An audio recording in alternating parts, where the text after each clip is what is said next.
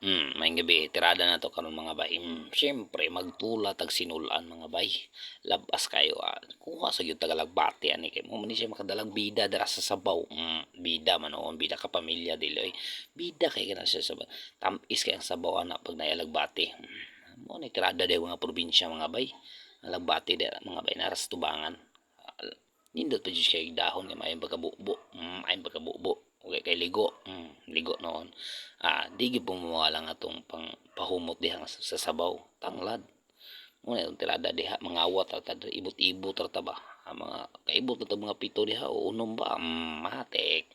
Siyempre, gusla na kayo paspasan nato ni tirada mga kabay kaya kubkub na sad ni mga bay.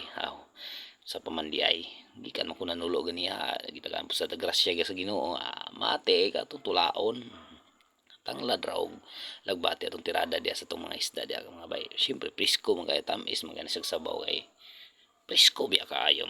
Presko man noon ang isda dili ako ba wa biya ko ligo-ligo ang isda may presko. Matik na bay mga danggi timbungan na ilambay nasa mga mulmul matik na mga bay. Siga ng matao tungod sa kalabas ba. Labas pala na ako. Labas mo kuno siya. Matik na mga bay magpabukal rin taron sa kalaha. Pagkataod-taod na ato na ng ilunod mga bay.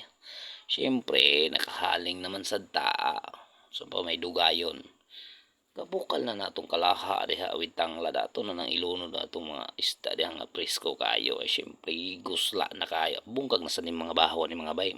Bungkag man noon. Siyempre may granada. Granada man noon. Matik na mga bay. Paabot na lang bubukalan ng mga bay. Hindi yun na to kalimtan ang atong siyempre pampahumot sa sabaw.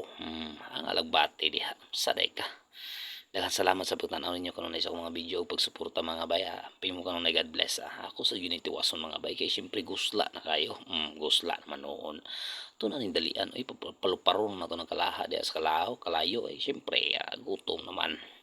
Ato na nang haunon diha. So pa may dugayo na to. Gutom na kayo ko mga kabay. Mga unta mga kabay siyempre gutom na kayo paspasan na to na mga bay.